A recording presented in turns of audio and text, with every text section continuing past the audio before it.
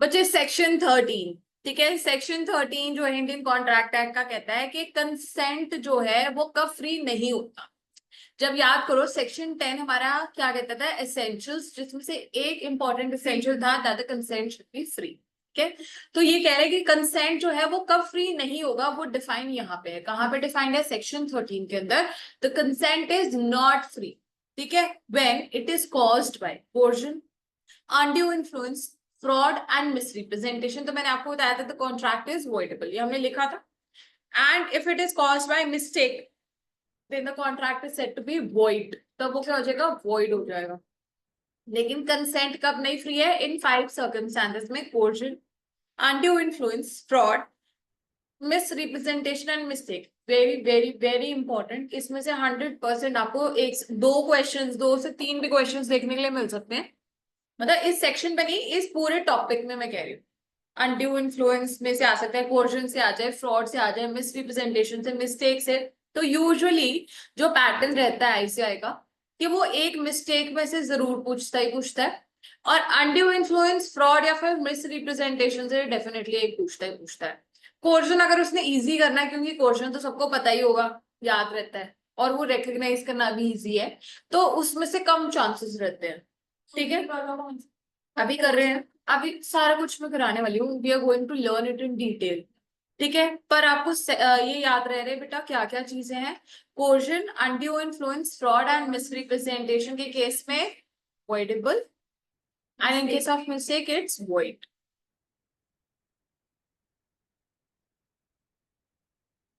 से सपोज मेरे साथ किसी ने फ्रॉड कर दिया, अब अगर मुझे उसके अगेंस्ट केस करना है तो मैं कर सकती हूँ, अगर नहीं करना तो नहीं करना, कोई जरूरी नहीं है।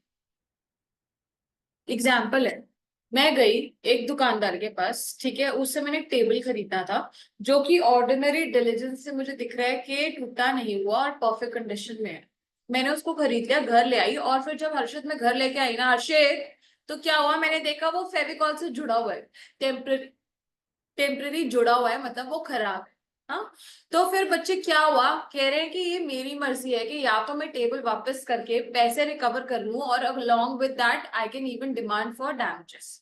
डैमेजेस जो कंपनसेशन क्लेम कर सकती हूँ कि अगर प्राइसेस अब ज्यादा हो गए या मेरे को परेशानी हुई इतना ज्यादा इसकी वजह से, या फिर मैं चुपचाप वो टेबल रख सकती हूँ। होता है ना, हम कहते हैं कि कोई नहीं, अब आ गया, अब खरीद लिया, अब क्या करने जाए वापस करने से। हाँ, मिस्टेक अभी करेंगे। मिस्टेक क्या होती है बच्चे, mistake is when it is, मतलब कि जब ना आपके हाथ में कोई सर्कमस्टांसेस है, ना मेरे हाथ में कोई सर्कमस्टांसेस है। हाँ, इम्पॉसिबिलिटी ऑफ परफॉर्मेंस, जब भी क्या हो जाता है बच्चे, परफॉर्मेंस जो है इम्पॉसिबल हो जाती है, when the performance is what, impossible, तब वो जो कॉन्ट्रैक्ट है वो क्या हो जाता है, is caused by mistake and it is void. अब इसमें भी बहुत सारे केसेस हैं। हो सकता है मैंने ना किसी मिस्टर मिस्टर हर्ष को या हरीश को, मिस्टर हरीश को, हाँ, कोई पार्सल भेजना था, और गलती से मैंने उसको नाम क्या लिख दिया, मिस्टर हर्षल। ठीक है बेटा, तो क्या हुआ, यहाँ पे इंसान की गलती लग गई, mistake. Subject matter, like sugar factory थी, हमने याद है करा था एग्जाम्पल, शुगर फैक्ट्री थी, उसमें आग लग गई, सारी शुगर खराब हो गई थी, जो हम ना, हमारा ऑर्डर था वो हम पूरा नहीं कर पाए, again cause by destruction of subject matter. Horse मर गया, again destruction of subject matter. Law change हो गया, तो फिर उस वजह से क्या हुआ बच्चे, लीगल या फिर पॉलिटिकल रीजंस की वजह से क्या हुआ, हमारा कॉन्ट्रैक्ट इम्पॉसिबल हो जाए।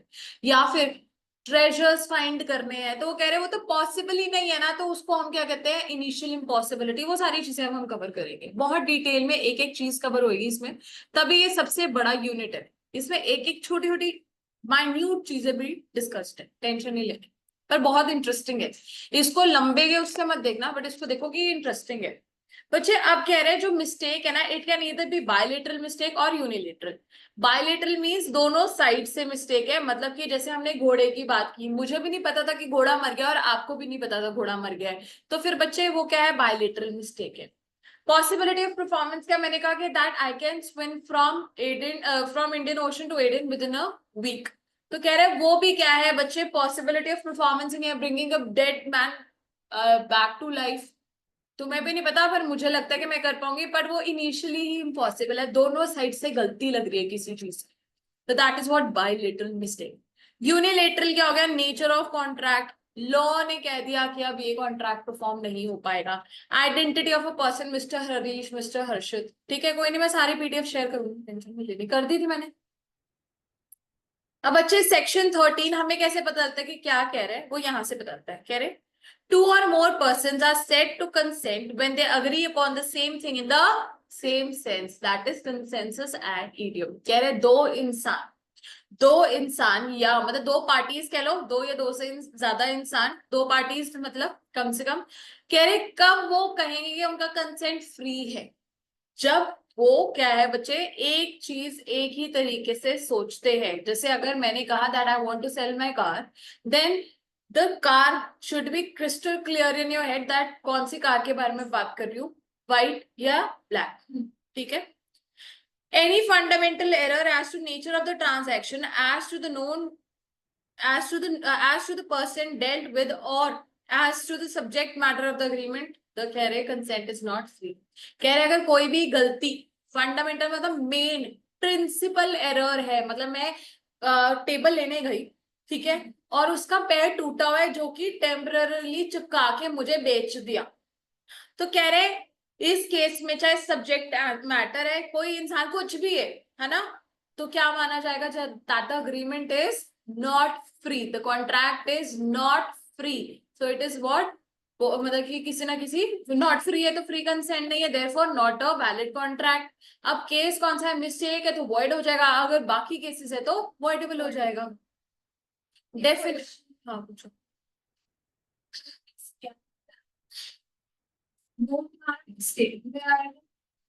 मिस्टेक, गलती लगी है ना, यस बिल्कुल। मुझे लग रहा है मैं लाल गाड़ी बेच रही हूँ, उसको लग रहा है कि मैं काली गाड़ी खरीद रहा हूँ।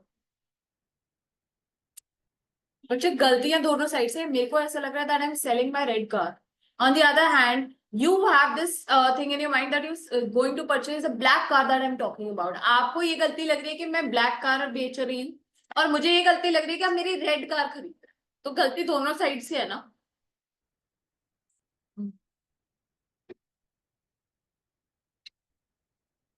हाँ बिल्कुल, उसमें तो लेकिन स्टेट करना था ना कि वो कौन सा केस है, तो वो वॉइड था।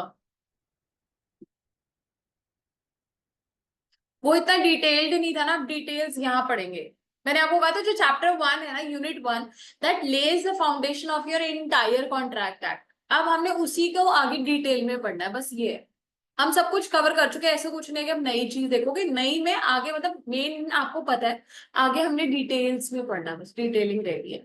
बच्चे डेफिनेशन ऑफ फ्री कंसेंट देखो, सेक्शन 13 क्या कह रहा था कि कंसेंट का फ्री नहीं है, सेक्शन 14 डेफिनेशन देता है कि कंसेंट कब फ्री है। समझ आ रहा है। सेक्शन 13 प्रांजल कहता है कि कंसेंट कब फ्री नहीं है, सेक्शन 14 कहता है कि कंसेंट फ्री की डेफिनेशन क्या है, मतलब कंसेंट कब फ्री है, ठीक है। तो कह रहे हैं consent is said to be free when it is not caused by, इसके सारे सेक्शंस लर्न करने कंपल्सरी है।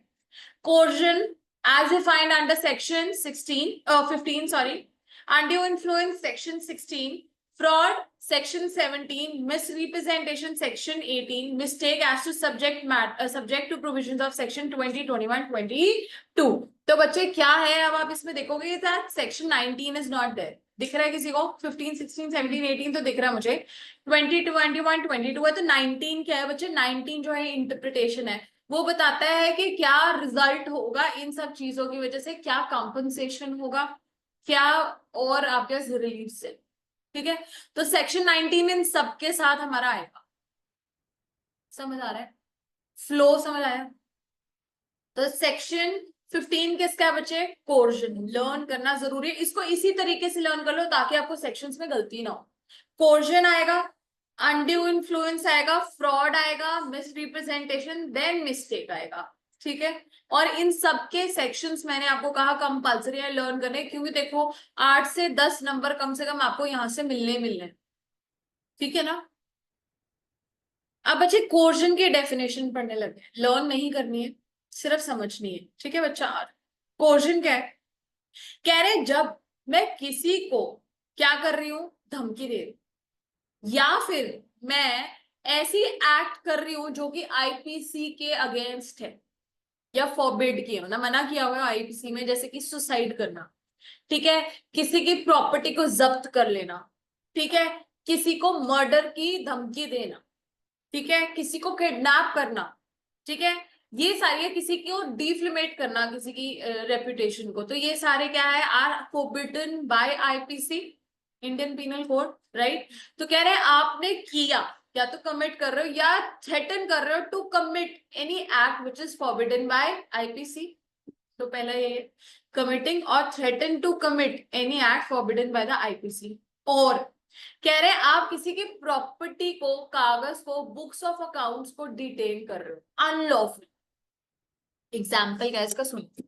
मैं क्या हूं बच्चे, एक एजेंट हूं किसी प्रिंसिपल की, ठीक है। अब मैंने उसको कहा कि मुझे जो है 1 लाख रुपया दे दे, नहीं तो तेरी किताबें जो है वो मैं अपने पास रख लूंगी, नहीं तो चला। समझ आ गई।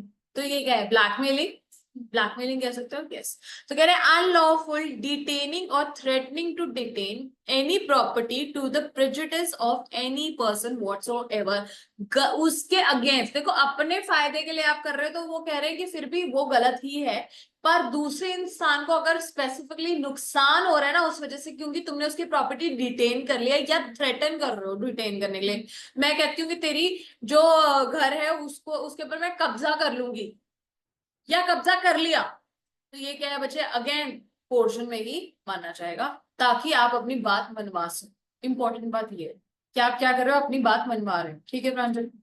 थर्ड क्या है बच्चे, with an intention of causing any person to enter into an agreement. Main बात क्या है, अग्रीमेंट में एंटर कर रहे हो ना, ठीक है, अगर अग्रीमेंट में एंटर नहीं कर रहे तो वो कभी भी कोर्शन होगा ही नहीं ना, कभी भी कोर्शन होगा ही नहीं, क्योंकि कॉन्ट्रैक्ट ही नहीं बनेगा। हम पढ़ क्या रहे, कॉन्ट्रैक्ट एक्ट, ठीक है ना। फिर it is immaterial whether the IPC, अब ये वाली थोड़ी सी बात सुनेंगे, वेदर द आईपीसी इज और not in force at the place where the coercion is employed. कह रहे हैं एग्जाम्पल, मैं गई इंग्लैंड, ठीक है, आईपीसी तो इंडिया का है ना, इंडियन पीनल कोड। अब मेरी प्रॉपर्टी यहाँ है, मुझे धमकी आ रही है इंग्लैंड में कि हम तेरी प्रॉपर्टी को जब्त कर लेंगे। अब मुझे एक बात बताओ, मैं तो कहाँ हूँ, इंग्लैंड में। इंग्लैंड में क्या आईपीसी होल्ड करता है, गुड, नो। तो कह रहे हैं उससे कोई फर्क नहीं पड़ता कि वहां पे जो है आईपीसी होल्ड कर रहा है या नहीं कर रहा है, वैलिड, मतलब उस टाइम पे वहां पे लागू होता है, इन्फोर्सेबल है चाहे नहीं है। से सपोज मुझे किसी इंसान ने वहां पे किडनैप कर लिया, ठीक है, यहाँ का बंदा है, लेकिन इंपॉर्टेंट बात क्या है कि कॉन्ट्रैक्ट में एंटर करा रहे हैं, ठीक है ना, तब भी उसको हम कोर्शन मानेंगे। बाहर का इंसान है लेकिन मैं केस तो कहाँ करूंगी, इंडिया में आके ना, तब भी कह रहे हैं कि आईपीसी तो लगेगा ही लगेगा, ठीक है। पर इंपॉर्टेंट बात क्या है, या तो मैं इंडियन रेसिडेंट होनी चाहिए हो, नहीं तो प्रॉपर्टी या जो भी इंसान है वो इंडिया का होना चाहिए, है ना, जहां पे भी कोर्शन आप एक्सरसाइज करो, नहीं तो अग्रीमेंट एटलीस्ट इंडिया में साइन, ठीक है। तो फिर से बच्चे तो इसमें तो दो चीजें याद रखनी है आपको, या तो आप धमकी दे रहे हो या कर रहे हो कोई भी act which is forbidden by IPC, जैसे कि मर्डर, सुसाइड, किडनैपिंग वगैरह, ठीक है, या फिर आप किसी की प्रॉपर्टी को डिटेन कर रहे हो या फिर धमकी दे रहे हो कि मैं डिटेन कर लूंगा। अब ये दो धमकियां या एक्ट क्यों की जा रही है, ताकि हम दूसरे इंसान को क्या कर सके, फोर्स कर सके कि वो हमारे साथ अग्रीमेंट में एंटर करे। और चौथी इंपॉर्टेंट बात क्या है कि उससे कोई फर्क नहीं पड़ता कि जहां पे भी कोर्शन एक्सरसाइज हुआ वो क्या है, आईपीसी के अंदर वो एरिया था कि नहीं था, कि वहां पे आईपीसी इन्फोर्स था कि नहीं था, इवन इफ इट वाज अनइन्फोर्सिएबल और did not have any legal status or enforceability in that particular region or country, even then you will get a relief of considering the contract as voidable। समझ आ गई। चलो बेटा आगे। Note, it is not necessary that portion must be proved from proceed from a party to the contract, not that the subject of portion must be the other contracting party. It may be directed against any third party। Example, मुझे कोई बोल दे कि तेरे husband को हम ले जाएंगे अपने साथ, या किसी को बोल दे आपके बच्चे को उठा लेंगे, आपके घर वालों को किडनैप कर लेंगे। कितनी बार देखते हैं सावधान इंडिया में, तो ये सारी चीजें किसी ना किसी ने कभी ना कभी देखी होंगी, तो सुनी होंगी एटलीस्ट न्यूज़पेपर में। हाँ, सीआईडी, क्राइम पेट्रोल, व्हाट्सोएवर, मतलब है। ठीक है। नहीं तो न्यूज़पेपर में दिया होगा कि पैसे निकलवाने के लिए फैमिली को ऐसे किडनैप करने की कोशिश की गई है एंड ऑल दैट, बच्चे को पकड़ा एंड सो है। तो कह रहे हैं कि जरूरी नहीं है, जरूरी नहीं है कि जो कॉन्ट्रैक्ट है बच्चे, जो कॉन्ट्रैक्टिंग पार्टीज हैं उन्हीं के अगेंस्ट क्वेश्चन किया हो। कभी कभार क्या होता है, हम किसी थर्ड पर्सन को भी सुपारी दे देते हैं। सुपारी समझते हो?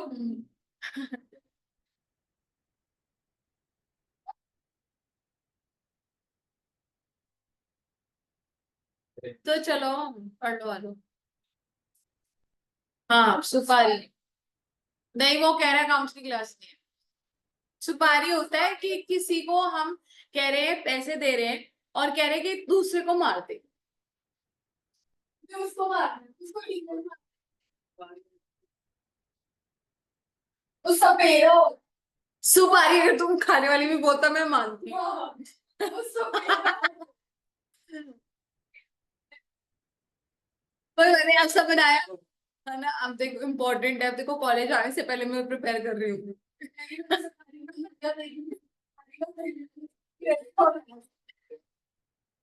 कोई बात नहीं। आ जाओ आ जाओ, चलो छोड़ दो ये बातें, आ जाओ। ठीक है तो कह रहे हैं सुनो यार, हमें डालना ही नहीं गलती से। Even then I prefer poet.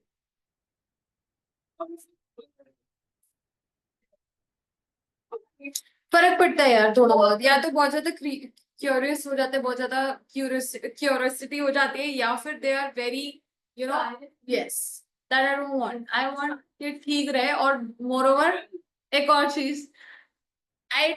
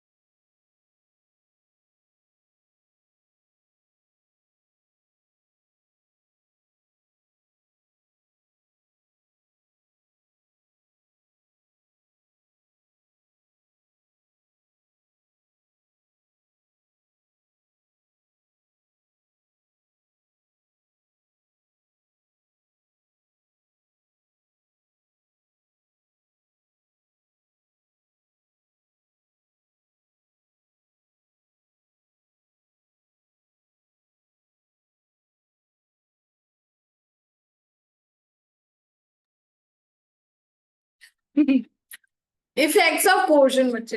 Contract is voidable, obviously आप जो है कॉन्ट्रैक्ट को वॉइडेबल कर सकते हो, राइट। लेकिन कौन करेगा? The aggrieved party. याद है हमने डेफिनेशन में पढ़ा था वॉइडेबल की, that where a contract can be avoided at the option of one person but not at the option of the other is voidable. जो भी अग्रीव्ड है, जो परेशान है, जिसके अगेंस्ट कोर्शन एक्सरसाइज हुआ है बच्चे, वो जो है कॉन्ट्रैक्ट को अवॉइड कर सकता है। हाँ ये वाला हल्का बहुत थोड़ा बहुत तो लर्न कर ही सकते हो ना, ऑब्वियसली ये तो लर्न ही है कि वॉइडेबल हो जाएगा। Second, after the contract has been rescinded, मतलब कैंसिल हो गया जब contract, the party ending the voidable contract shall restore all the benefits received under the void contract if any to the person to whom it has been received। बच्चे अब क्या कह रहे हैं, एग्जाम्पल लो, एग्जाम्पल लो। मेरे किसी ने बंदूक रख के बोला कि अपनी प्रॉपर्टी के पेपर्स जो है मेरे लिए साइन करते हैं, और वो जो प्रॉपर्टी ऐसे सपोज वो 4 CR की थी बेटा, उसके बदले उसने मेरे को सिर्फ 1 CR दी। ठीक है।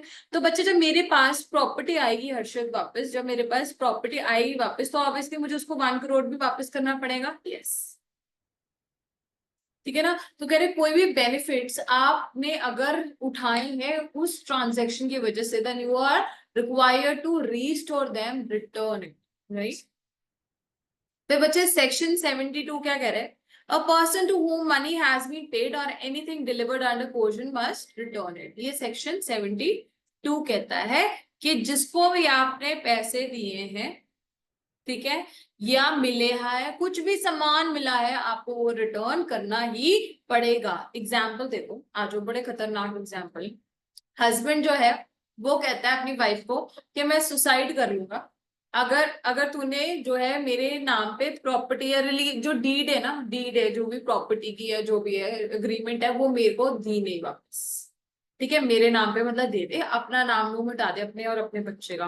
तो हस्बैंड ने सुसाइड का थ्रेट दिया to wife and son to release the deed, otherwise क्या हो जाएगा, आई विल कमिट सुसाइड। तो कह रहे हैं since the suicide is what forbidden by IPC and the agreement is कि उसके नाम पे तुम सारा प्रॉपर्टी वगैरह कर दो, रिलीज कर दो ना डीड, मतलब अपना नाम हटा दो तो उसके नाम पे ही होगी। तो कह रहे क्यों, to enter into a contract, obviously it is what, coercion, coercion है। हाँ हाँ, देखिए एक पति था, पत्नी के नाम पे कोई प्रॉपर्टी होगी, पत्नी और बच्चे के नाम पे, पति कहता मैं मरने वाला हूँ, मेरे नाम पे कर दे, नहीं तो मैं मर जाऊंगा। तो अब उस केस में अगर पत्नी जो है बचने के लिए, अब तो वैसे कोई इन चीजों का होता नहीं है, लोग कहते हैं मर जाओ, या फिर ऐसे केस नहीं करेंगी ना, देखो अगर मेरे ऐसी हुई जो बहुत प्यार करती है बेचारी, वो दे देगी साइन करके, अगर नहीं होती तो फिर बोलते भाड़ में जा, back beep beep beep beep सब चलता है। आज बच्चा एक और केस ही मैंने आपको एग्जांपल बता दिया था। एजेंट ने कहा कि मैं आपकी बुक्स ऑफ अकाउंट्स प्रिंसिपल को कहा कि मैं तभी दूंगा जब तू मेरे को सारी लायबिलिटीज से रिलीज कर देगा। लायबिलिटीज अब एजेंट के अगेंस्ट, माइनर की बात नहीं कर रहे, बट एजेंट्स के अगेंस्ट तो हो सकती है ना, मेजर के अगेंस्ट कोई भी लायबिलिटी। तो कह रहा है अगर तू मुझे सारी लायबिलिटीज से फ्री कर देगा तो मैं तेरे को किताबें दूंगा। तो बच्चे ये भी क्या है, अनलॉफुल डिटेंशन है। यस, तो अगेन पोर्शन, पोर्शन क्लियर हुआ। सेक्शन क्या है, 15, सेक्शन क्या है 15। पांचन फोन छोड़ दो बेटा,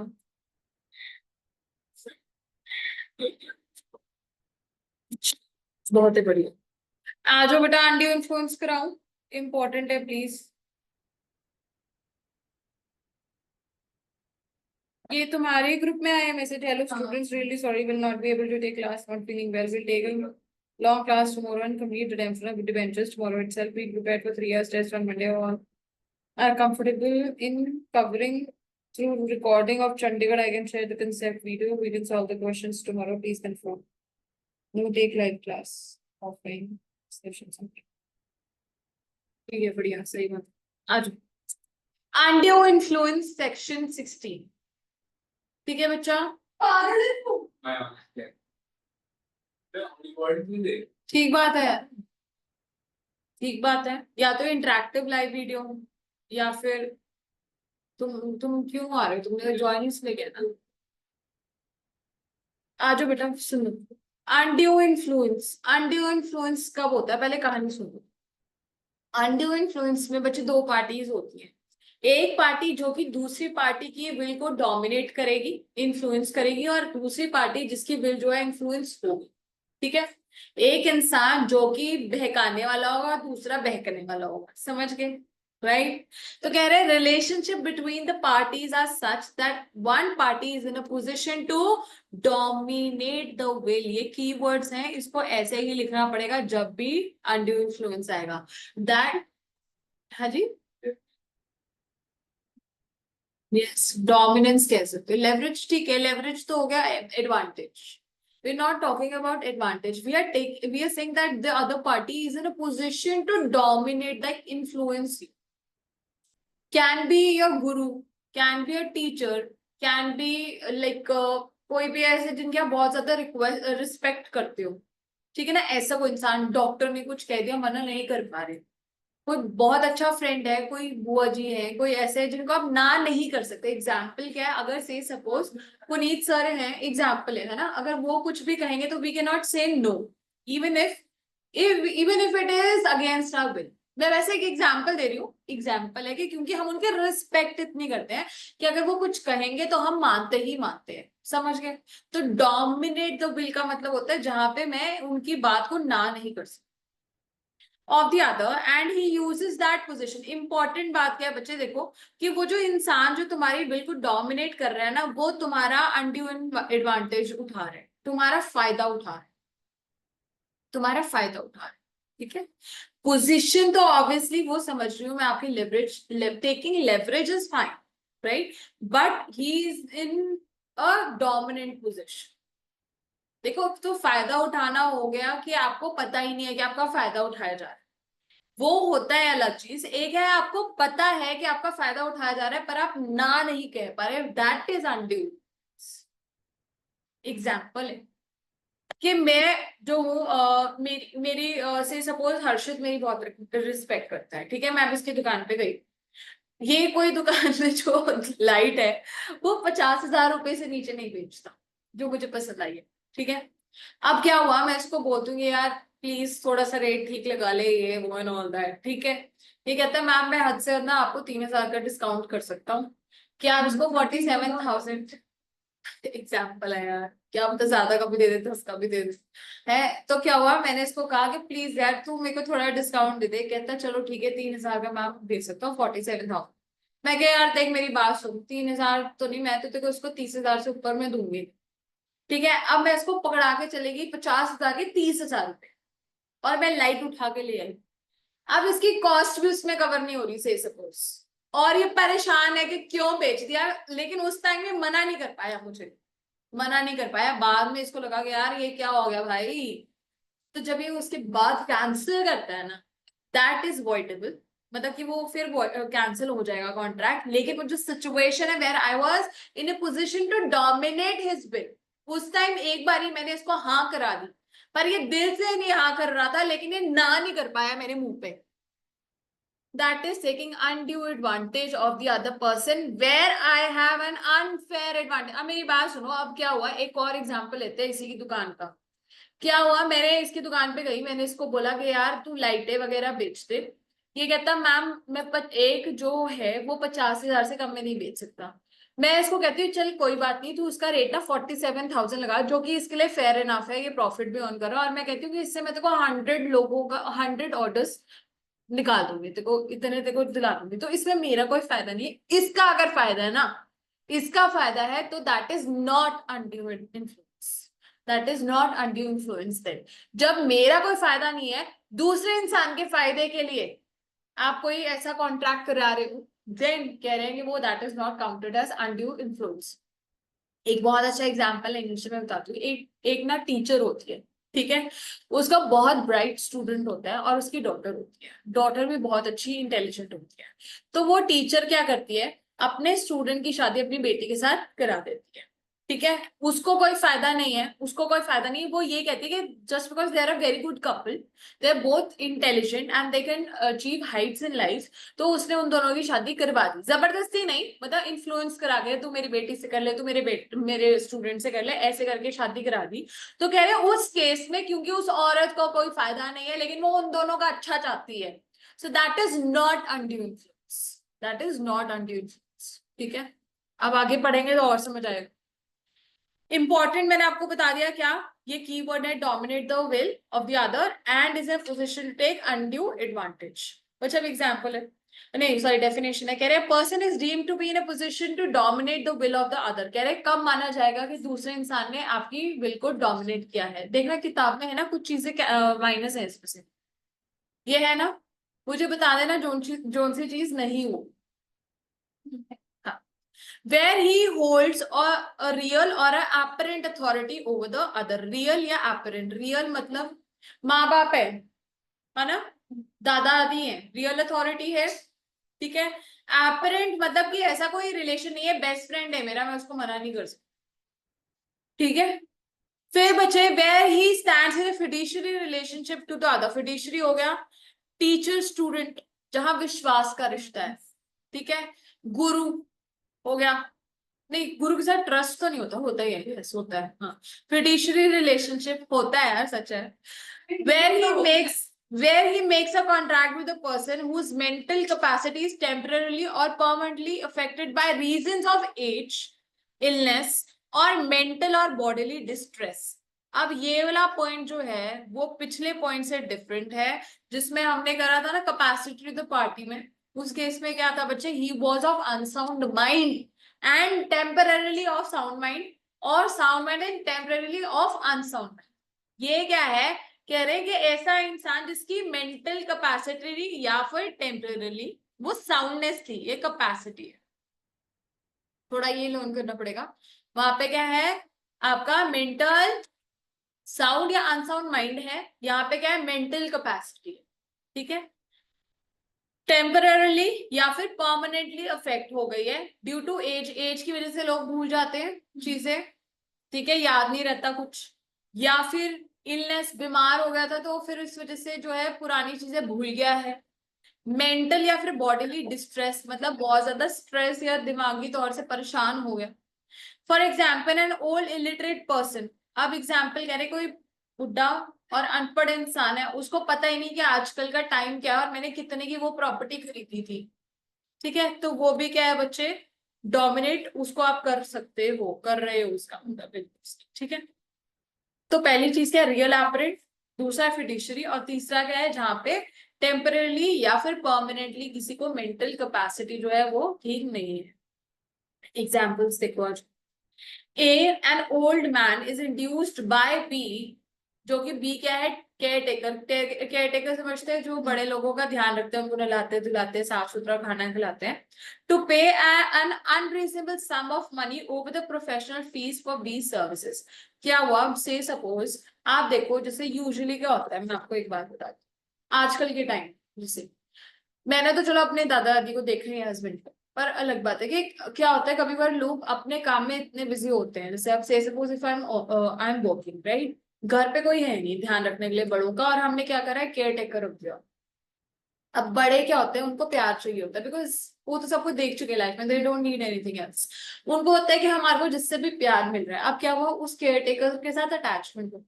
अब वो केयर टेकर कहता है कि मुझे जो है थोड़े से पैसे, वैसे तो वो 15,000 रुपए 20,000 रुपए महीना लेता है, पर वो कहता है कि मुझे जो है थोड़े से पैसे हर से ज्यादा दे दो, ठीक है, जो कि उसकी, मेरी बात सुनो, उसकी सैलरी कितनी है, 20,000, लेकिन वो मांग कितना रहा है, 1,00,000 रुपए की मुझे दे दो। तो बच्चे अब क्या हुआ, दादाजी मना नहीं कर पाए, उनके वो बहुत अमीर है, बहुत अमीर है, उनको कोई कमी नहीं है, वो कहते हैं मैं अपने निकम्मे बेटे को कह दूं जो मेरे साथ बैठता नहीं, चल तू तो मेरा ध्यान रखता है तो ले ले, एक बारी के लिए दे दी, ठीक है। तो ये क्या है, अनड्यू इन्फ्लुएंस है। क्यों, उसने क्या करा, इन्फ्लुएंस कर दिया बड़े अंकल को कि प्लीज मुझे जो है, मैं आपका ध्यान रखता हूँ, मैं आपको प्यार करता हूँ, ये है वो है, प्लीज मुझे पैसे दे। तो यहाँ पे डोमिनेट कौन कर रहा है, बिल बी, जो सर्वेंट है या जो केयर टेकर है। यस। फिर बच्चे एक और एग्जाम्पल है, A has to pay to B a money lender. अब ध्यान से कहानी सुनेंगे, सुनो। ए ने बी को पैसे देने थे, क्योंकि ए ने बी से ब्याज पे पैसे लिए हुए थे, ठीक है, मतलब बी ने ए को ब्याज पे पैसे दिए हुए थे, तो ऑब्वियसली ए ने रिटर्न करने थे। अब क्या हुआ, बी ने दोबारा से ए को लोन दे दिया, मेरी बात सुनो, जिससे अगर हमारे को पैसे ही नहीं अभी तक वापस आए, हाँ लॉ यही कहता, कह रहे जब तुम्हारे को ए से पैसे ही नहीं आए, तुम उसको हाई रेट ऑफ इंटरेस्ट पे लोन दे ही रहे हो, तो कह रहे हैं यहाँ पे जो है अनड्यू इन्फ्लुएंस दिख रहा है किसी ना किसी तरीके से, कि तो तुम दूसरे इंसान को जबरदस्ती पैसा दे रहे हो ताकि तुम उससे ज्यादा रेट पे ब्याज ले सको, राइट। तो कह रहे हैं यहाँ पे अब केस हो गया, तो लॉ जो कहेगा, किसको कहेगा, बी को, कि तू प्रूफ करके तूने इसको दोबारा से लोन दिया, और वो भी इतने हाई रेट ऑफ इंटरेस्ट उससे चार्ज कर रहा है, तूने इससे दोबारा से लोन दिया क्यों, ठीक है। एनालिसिस ऑफ सेक्शन 16, ये है रिलेशनशिप बिटवीन द पार्टीज, ये है बुक में है, रिलेशनशिप बिटवीन द पार्टीज। तो कह रहे हैं एक जो है इंसान, वो क्या करे, दूसरे की विल अगर डोमिनेट कर रहा है, इन्फ्लुएंस कर रहा है दूसरे को, तो फिर रिलेशनशिप क्या होना चाहिए, there must be a near relationship, जरूरी नहीं है ब्लड, नियर मतलब दोस्त भी हो सकता है, सर्वेंट भी हो सकता है, गुरु भी हो सकता है, केयर टेकर भी हो सकता है, बेटा भी हो सकता है, बेटी भी हो सकता है, कोई भी हो सकता है, ठीक है। Must be in a position to dominate the will. अब रियल एंड एपरेंट में क्या होगी, जैसे कि मास्टर एंड सर्वेंट, ठीक है, doctor and patient, father and son. Real है, रियल एंड एपरेंट दिख ही रही है ना। बच्चे एग्जाम्पल लो, क्या हुआ, अब मैं जो हूँ ये मेरा फैमिली डॉक्टर है, नहीं सुनो ना, नहीं नहीं सुनो, क्या हुआ, मैं अब गई डॉक्टर पास, मुझे पता चला कि मेरे को ना स्टंट्स पड़ने हैं, ठीक है। अब वो जो है स्टंट, मुझे पता है यूजुअली जो है मार्केट में से सपोज वो जो सर्जरी है वो 5 लाख तक कॉस्ट करती है, लेकिन क्योंकि डॉक्टर ने कह दिया मैं तेरे को ठीक करके रहूंगा, तू बस पैसे इतने लगा दे, तो क्या हो जाएगा बच्चे, वो अगर हमसे 8.5 लाख भी मांग रहा है ना, मैं उसको दे दूंगी। एक और बहुत प्रैक्टिकल सा एग्जांपल देती हूँ, एल्केमिस्ट देखा है या सुना है? एल्केमिस्ट बहुत ज्यादा ऐसा करता है, क्या करता है, अगर लोग मरे भी होते हैं ना, उनको कहेगा कि ये जिंदा है और हमने इनको वेंटिलेटर पे डाला हुआ है, ठीक है, और पैसे कमाता रहता है। तो ये भी क्या है बच्चे, रियल एंड एपरेंट अथॉरिटी में हम डॉक्टर के ऊपर कह रहे हैं कि ये जो है गलत नहीं कर रहा है। नीचे ट्रस्ट में भी आएगा बेटा, डॉक्टर ट्रस्ट में भी आएगा।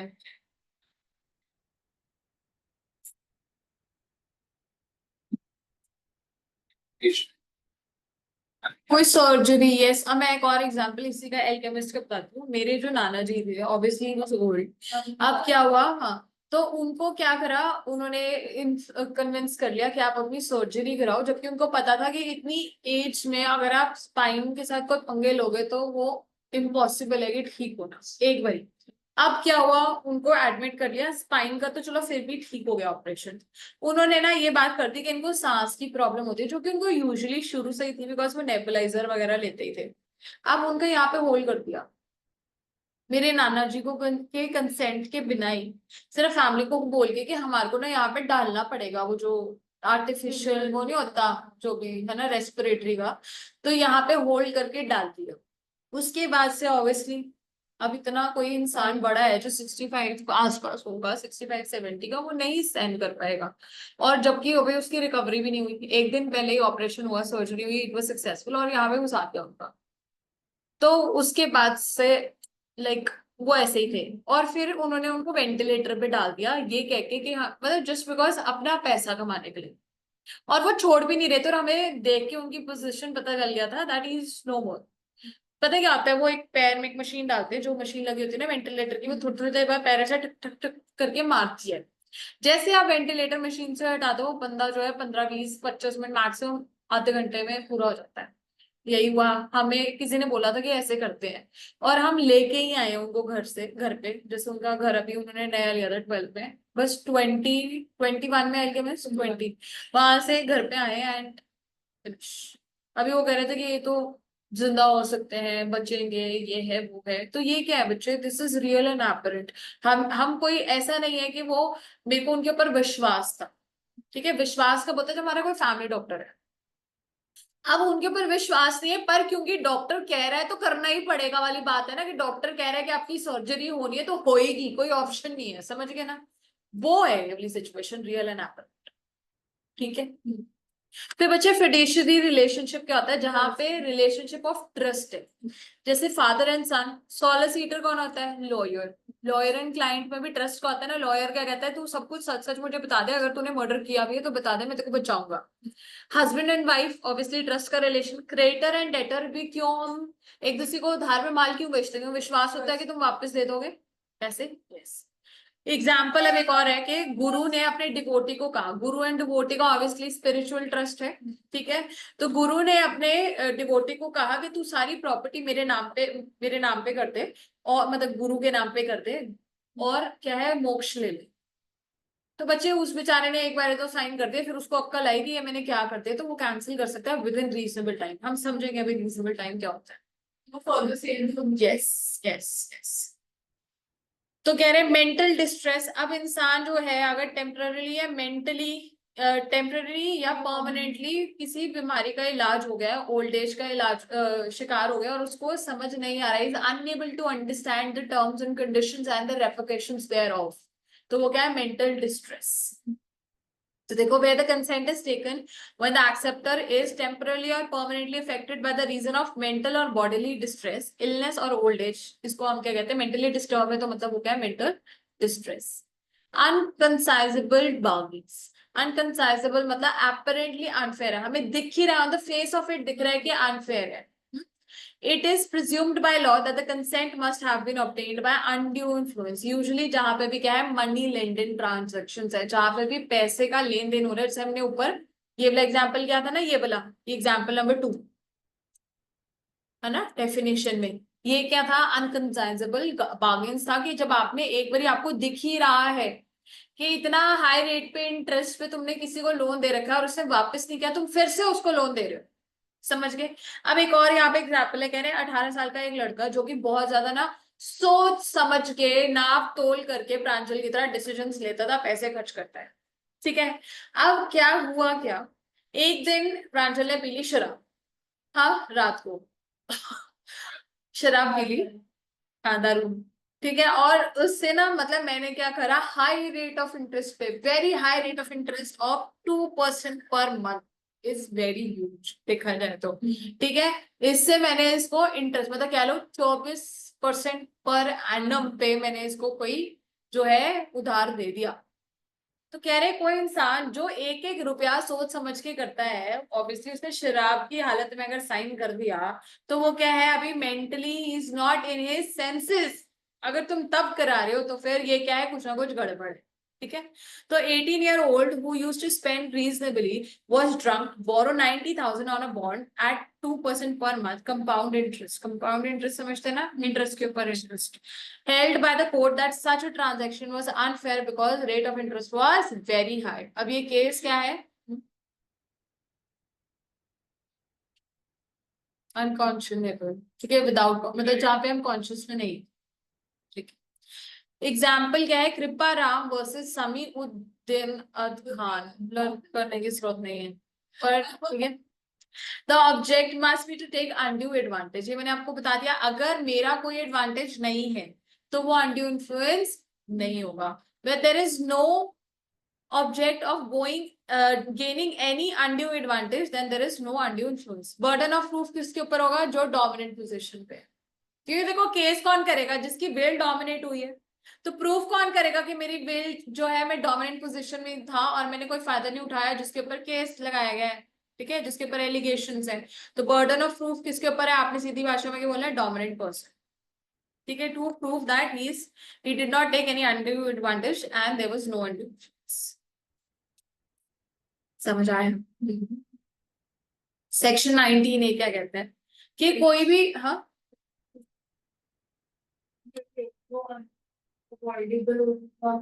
वो तो हमने कर लिया ना बेटा, ये रहा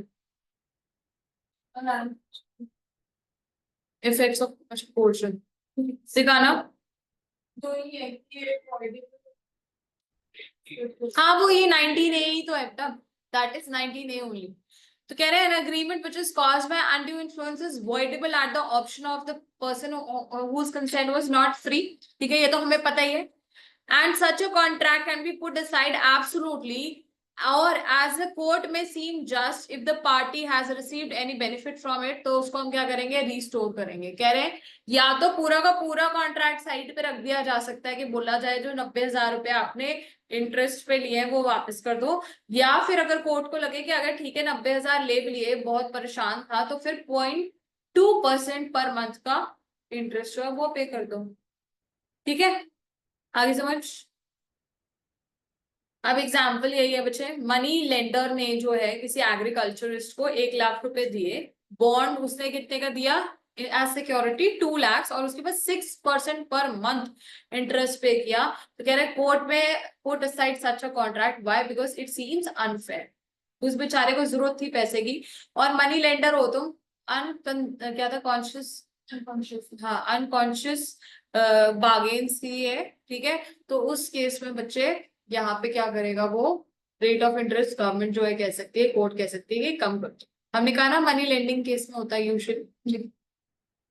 नेक्स्ट कराओ, फ्रॉड, हाँ ये लो, पर समझ आ रहा है, इंटरेस्टिंग है ना।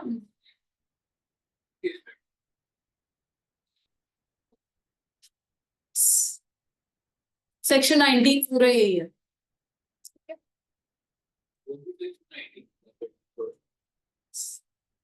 सेक्शन 19 है बच्चों, जो भी इफेक्ट बताता ना कि रिस्टोर कैसे करेंगे या क्या वो होगा आउटकम इसका।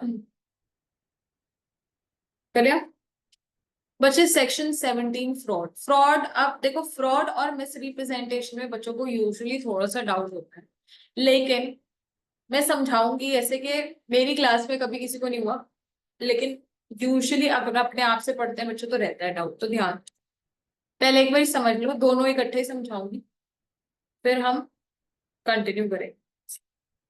आज बच्चे फ्रॉड क्या होता है? जान के किया गया, क्या इंटेंशनली आप क्या करते हो, कोई गलत काम करते हो, कंसील करते हो कोई फैक्ट, या फिर उसको मतलब कि गलत दिखाते हो। ठीक है, या तो कंसील करते हो छुपा देते हो, या फिर दूसरे इंसान को झूठ बोल देते हो। ठीक है, जान के करते हो, इंटेंशनली करते हो। जैसे मैंने एग्जांपल दिया, मैं शॉपकीपर हूँ, मैंने क्या किया, एक टेबल को टेम्पररली ग्लू से जो है जोड़ दिया, और तुम जो है एक ऑर्डिनरी डिलीजेंस से, कोई इंसान जिसके बारे में पता नहीं कर सकता, उसको हम क्या कहते हैं, फ्रॉड कहते हैं। ठीक है, जान के क्या, मुझे पता था कि जो है टेबल टूटा हुआ है। अगर बच्चे वही चीज मैंने जान के नहीं की, it was true to my knowledge, जितना मुझे पता था उस हिसाब से ये जो टेबल है बिल्कुल सही कंडीशन में था, मैंने तो सप्लायर से कल ही मंगवाया और मैंने आज आपको बेच दिया। ठीक है, मुझे नहीं पता था कि उसका पैर जो है टूटा हुआ है टेबल का, so that is misrepresentation. ठीक है, मिस रिप्रेजेंटेशन। ओके, तो any of the following acts committed by a party to a contract और विद हिज कन्वेंस, ये क्या बोलेंगे इसको, नहीं, CONNIVANCE, ये वर्ड कॉन्वेंस, सीक्रेटली इंड्यूस्ड, हाँ कॉन्वेंस। ठीक है, इसका मतलब क्या है, आपने जान के झूठा मूठा कुछ भी इलीगल या फिर इमोरल करा।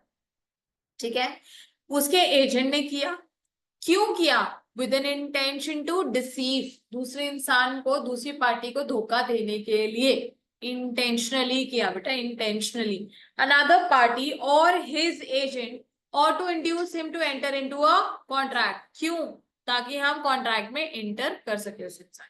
फिर से, कोई भी एक्ट करी गई, पार्टी ने की गई, क्यों, उसने की या उसके एजेंट ने की, ताकि दूसरी पार्टी को हम क्या कर सके, धोखा दे सके, डिसीव कर सके, और दूसरी पार्टी या उसके एजेंट को, है ना, और किस लिए बचे, ताकि हम कॉन्ट्रैक्ट में एंटर कर सके, दैट इज फ्रॉड।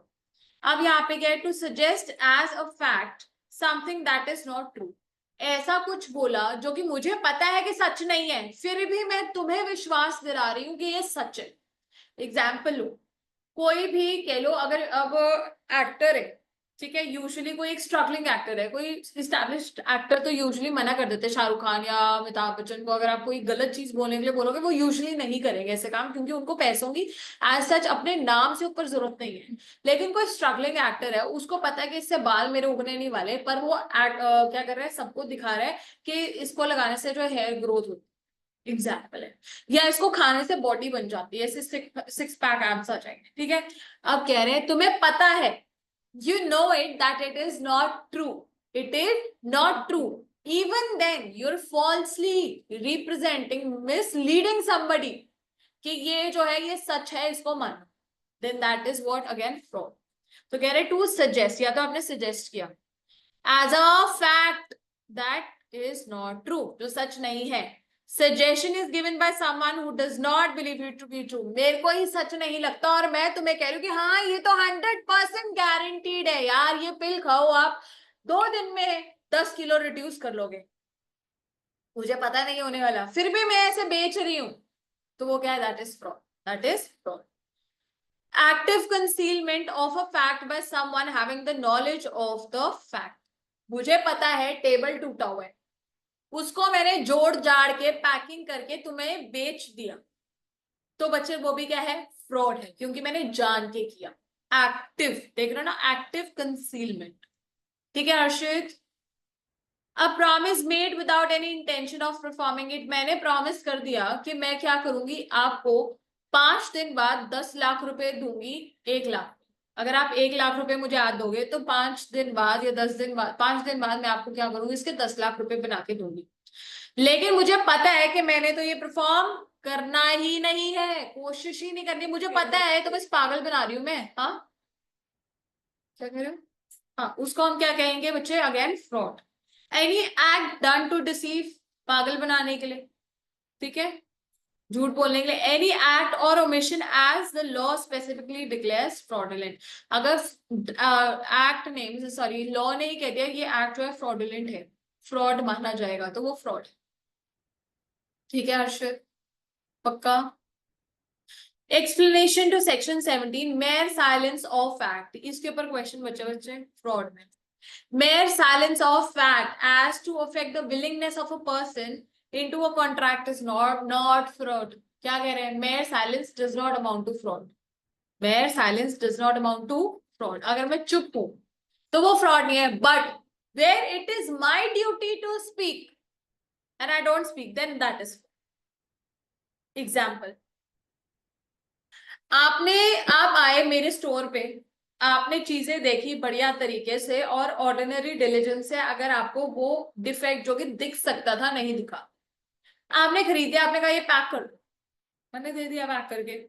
आपने मेरे से पूछा नहीं कि इसमें कोई कप टूटा तो नहीं हुआ, ठीक है, तो कह रहे हैं अगर आपने देख लिया मग का पूरा सेट, ठीक है, अपने आप से देखो, क्या होता है हम क्रॉकरी खरीदने जाते हैं, ठीक है, यूजुअली क्या होता है वो पहले आपको सारे कप्स या मग्स दिखा के, ग्लासेस दिखा के फिर पैक करके देते हैं, कोई भी दुकान वाले, but they're under no obligation to do that, क्योंकि आप अपने आप से देख रहे हो और चूज कर रहे हो।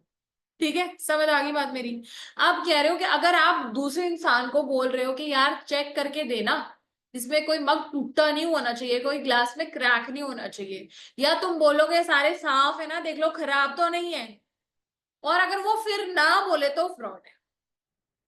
आपने पूछा नहीं, या पूछ लिया और आगे से उसने फिर जवाब नहीं दिया तो फ्रॉड है। अगर उसने कुछ बोला नहीं, तुमने कुछ पूछा नहीं, तो फ्रॉड। हाँ जी।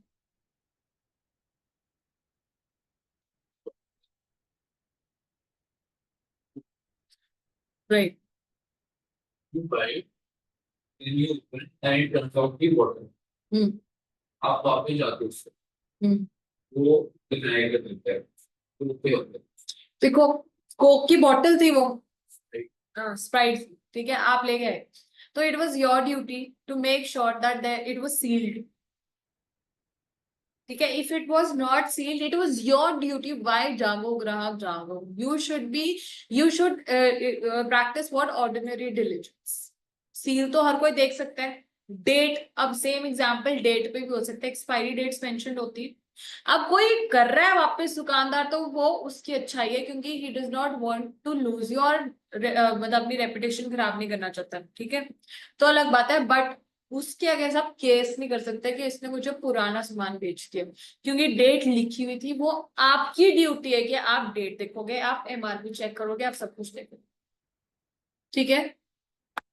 कितनी बार होता है हम, स्पेशली जब, मैं अपनी बात बताती हूँ, अगर मैं कभी भी ट्रैवल करती हूँ कहीं पे भी, स्पेशली वाटर बॉटल्स के लिए, क्योंकि बिस्लरी वगैरह बहुत ज्यादा जगह पे नकली मिलती है, तो मैं क्या करती हूँ, आई मेक श्योर कि अगर वो नाम पहले सही हो और ऊपर से उसका जो सील है ना वो लगी, अगर नहीं लगी हुई ना बेटा, तो वो तुम्हारी गलती है, तुम खरीद रहे हो, समझ गए? देखो अभी ये केवल टेम्पटर आएगा आगे, वो भी समझाओ। यस आएगा। कह रहे to mere silence of fact to affect the willingness of a person into a contract is not fraud, अगर मैं चुप रही ताकि तुम कॉन्ट्रैक्ट कर लो, तुम सामान खरीद लो, तो कह रहे वो फ्रॉड नहीं होता, वो फ्रॉड नहीं होता, unless it was a duty of the person keeping silent to speak, जब तक कि मेरी क्या नहीं थी, ड्यूटी नहीं थी, ठीक है।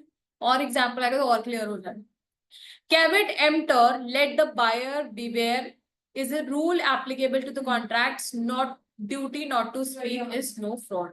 ठीक है, मैं नहीं बोलूंगी कि मैंने अपने घर से कोई शो पीस उठा के दुकान पे डिस्प्ले कर दिया ताकि तुम खरीदो, तुम्हें देखना चाहिए, अगर वो पुराना लग रहा है तो मत खरीदो, समझ गए?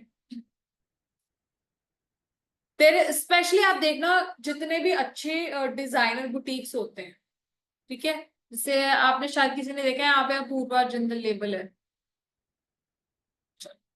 तुम्हें नहीं पता होगा लड़के, बिल्कुल नहीं।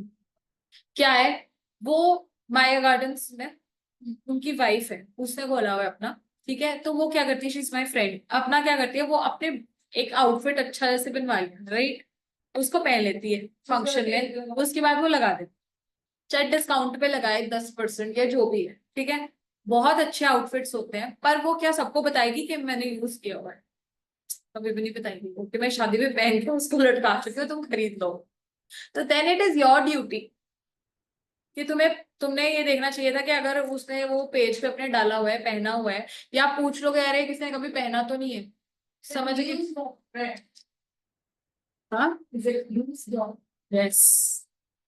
There is no duty to disclose the facts which both the party know. अगर कह रहे कोई ऐसा फैक्ट जो दोनों पार्टीज को पता ही है तो उसको डिस्क्लोज करने की जरूरत नहीं है, ठीक है।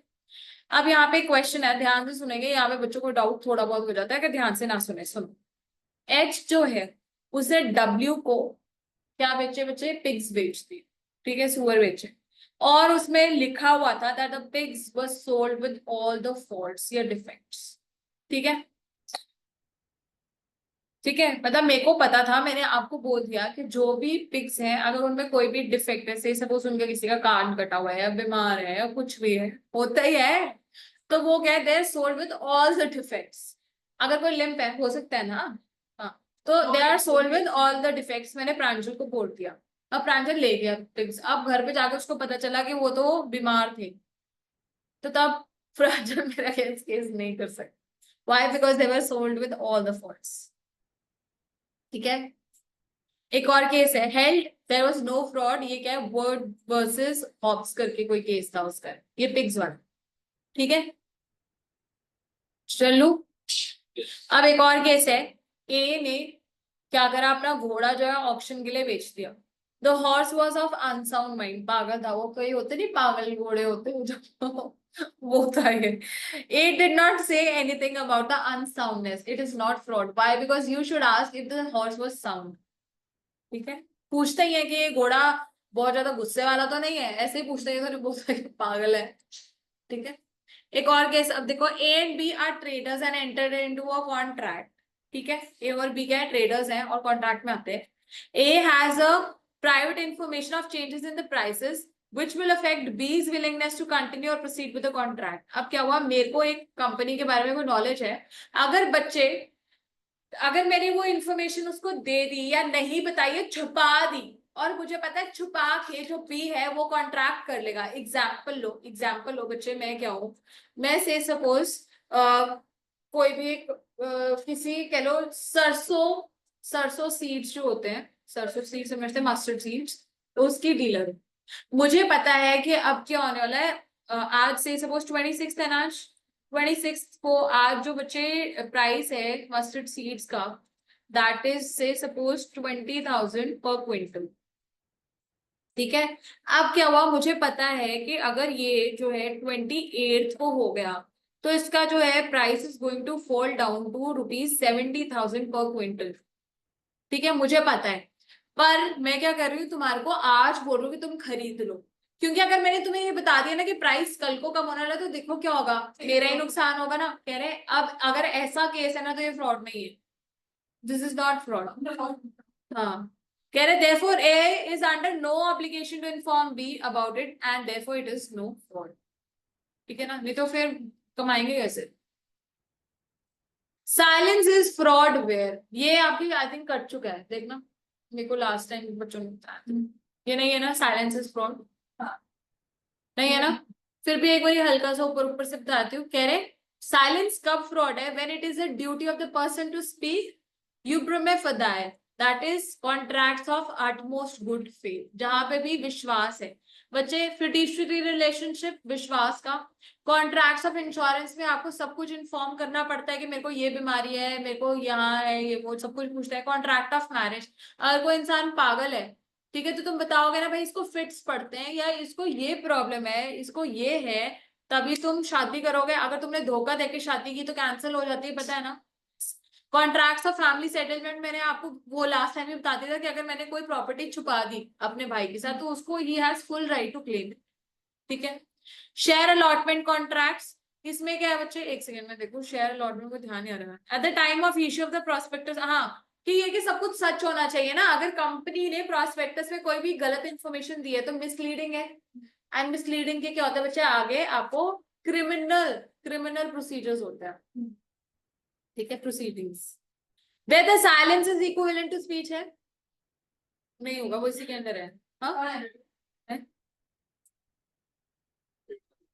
चलो ध्यान दो इस पे। Where silence is equivalent to speech, कह रहे A says to B, if you deny it I shall assume that the horse is sound. मैंने बोल दिया अगर तू कुछ नहीं बोलेगा तो मैं मान रहा हूं कि कप्स जो है वो ठीक है, या फिर घोड़ा जो है वो परफेक्टली फाइन है। तो अब बच्चे क्या हुआ, अगर तुमने कुछ नहीं बोला तो क्या माना जा रहा है कि घोड़ा ठीक है, तो फ्रॉड है ना। इसका मतलब तुमने बोल ही दिया ना कि घोड़ा ठीक है। तो A says nothing, A silence amounts to speech. समझ आया? Exceptions to section 19। हर्षित आप यही होना बेटा, समझ आता है? हाँ सुन तो रहे हो, ध्यान मुझे से लग रहा है इधर उधर तो नहीं।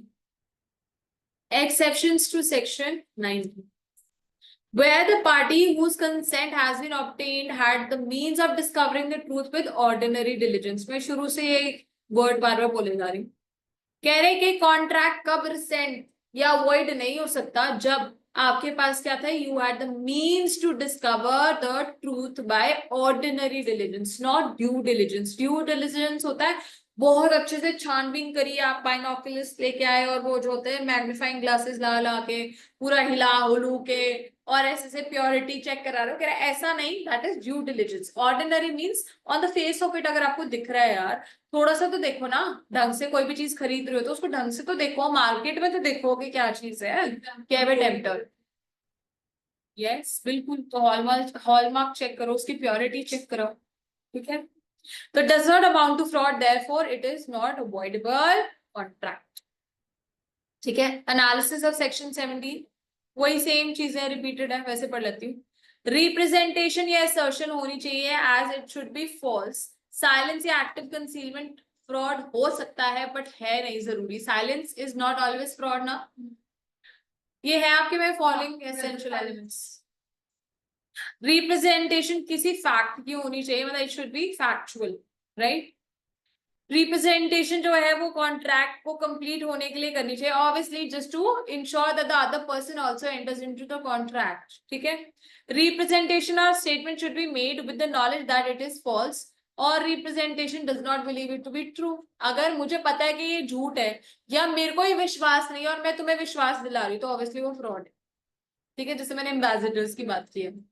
फिर बच्चे other party must have been induced to act upon the representation of the statement. दूसरी पार्टी को मैंने क्या करा हो, विश्वास दिलायो और उसने कॉन्ट्रैक्ट में enter. The other party must have relied upon the representation, obviously विश्वास क्या होना चाहिए। The other party must have suffered a loss, अगर लॉस ही नहीं हुआ तो क्या फ्रॉड होगा, नहीं होगा। तो इफेक्ट्स ऑफ फ्रॉड क्या है बच्चे, it is voidable first of all. Remedies क्या है, that you can cancel the contract but with in reasonable time period, ठीक है। अब तुमने देख लिया आज कि उसका पैर टूटा हुआ है और तुम महीने 2 महीने तक उसको यूज करके फिर कह रहे हो मैं वापस कर रहा हूं, तो कह रहे हैं that is not allowed. Sue for damages, अगर तुम्हें कोई नुकसान हुआ है, एग्जाम्पल लो बच्चे, जिस दिन क्या हुआ बच्चे, वो चेयर आपने खरीदी थी, हाँ, चेयर जो है आपने एक नहीं खरीदी थी, आपने 100 चेयर्स खरीदी थी ताकि आप आगे उसको सेल कर सको, ठीक है। आपने खरीदी थी जो एक चेयर, वो से सपोज ₹1000 पर चेयर खरीदी। अब आगे आपने सेल जो करनी थी वो करनी थी, कह लो 1050 पर चेयर के हिसाब से, ठीक है। अब क्योंकि चेयर डिफेक्टिव आई तो आप आगे सेल नहीं कर पाए और आपको ₹50 पर चेयर का लॉस हो गया, तो आप क्या कर सकते हो, डैमेजेस भी क्लेम कर सकते हो, गिवन दैट, सुनो आगे हम डैमेजेस का भी बहुत डिटेल में पढ़ेंगे, given that the other person had the knowledge that you had to resell, ठीक है। तुमने उसको इन्फॉर्मेशन दियो कि ये कारण है, मेरे को आगे सेल करना है। Can insist on performance of the contract on the condition that he should put the person in the position in which he would have been if there was no fraud। कह रहे हैं या फिर आप specific performance claim कर सकते हो, आप कह सकते हो कि मेरे को उसी पोजीशन में डाल, मतलब मेरे को नई चेयर दे, मैं कैंसिल नहीं कर रहा, मैं तेरे को चेयर वापस नहीं कर रहा, ना मैं तेरे को सू कर रहा हूँ डैमेजेस के लिए, मुझे वैसी ही चेयर से जो मैंने ऑर्डर की, ठीक है। 1 सेकेंड की ब्रेक लेते हैं, ठीक है, फिर दोबारा से कंटिन्यू करेंगे।